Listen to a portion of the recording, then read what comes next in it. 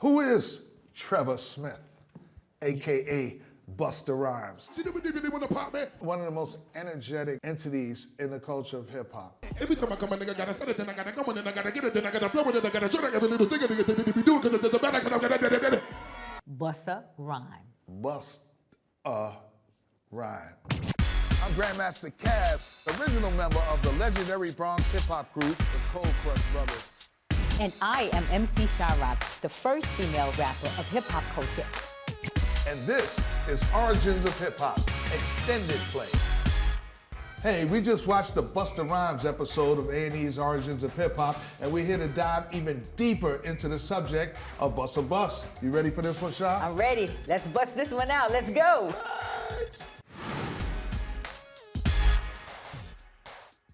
My first encounter with Busta Rhymes was when he was with Leaders of New School.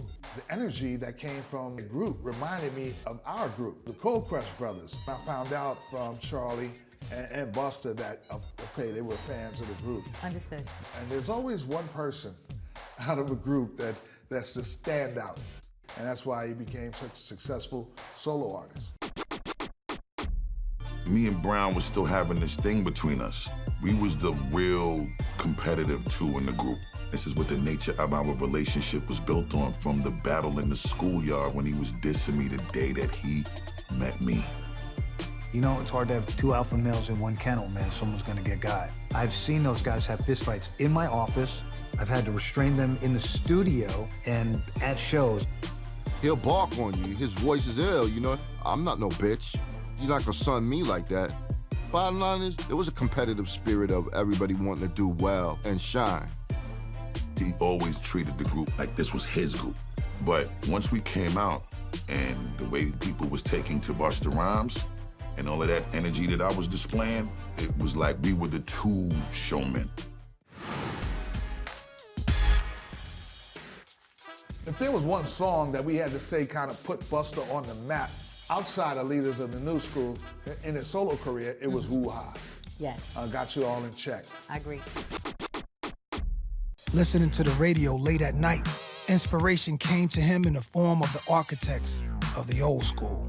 One day, I was actually riding in a truck, and Cool DJ Red Alert was, at the time, still DJing on the Hot 97, old school at noon. And he played Eighth Wonder by Sugar Hill Gang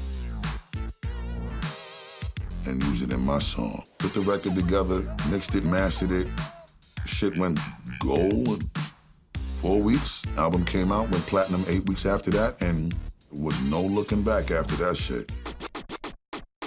The video, the visuals, the energy of the song, everything that we talk about Busta, this song encompasses that. The song itself, or the phrase, Woo Ha, I Got You All in Check, pretty much derives from Sugar Hill Gang. Absolutely. Now, the origin of that comes from DJ Hollywood. Absolutely. Okay, who was one of the early DJs who preceded hip-hop, that influenced hip-hop, and was one of the early DJs that used to incorporate mic skills with his DJing. So he would do this call and response thing with the audience.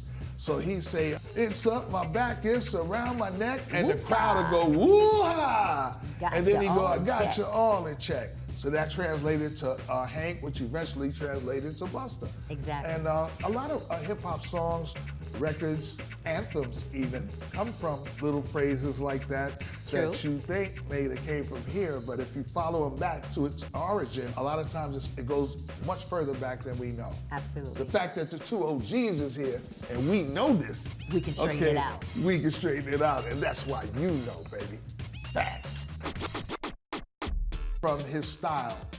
I mean, his offbeat character, his outlandishness, the videos, in essence of Busta Rhymes, but the ability to spit, just to be an MC, to take away all those other things and just drop bars, Busta is par none. Yeah, you're right. And when I think about Busta, I just like, he's an MC that is unmatched. MC's MC, right? Not to disrespect any other MC that's out there, but everybody know that if you're on stage behind a Busta Rhymes show, either you want to get on stage before him, you don't want to come in after him, because he's going to drain that crowd to the fullest. Facts. And by the time he leaves that stage, there's no energy left for the next artist to come Yeah, through. it sucked the I don't audience care what dry. y'all say. Everybody that comes to any Busta Rhymes show is going to get their money's worth and then some.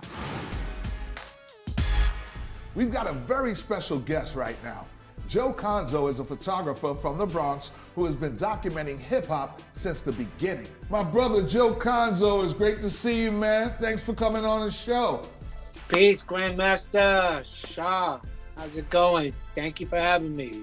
Great to see you. Love is love, man. Tell us a little bit about your relationship with Busta Rhymes.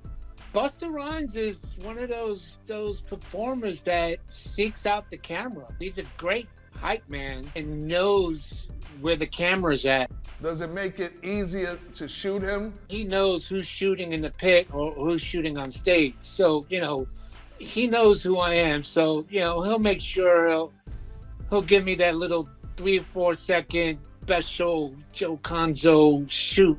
So we know you took those early baby pictures of the Cold Crush brothers. How did you decide to begin to start taking pictures of other artists? I was just that chubby little kid with that Angela Davis afro taking pictures of my friends. It was just a love and passion of photography that grew into what it is today, and I'm totally grateful for that.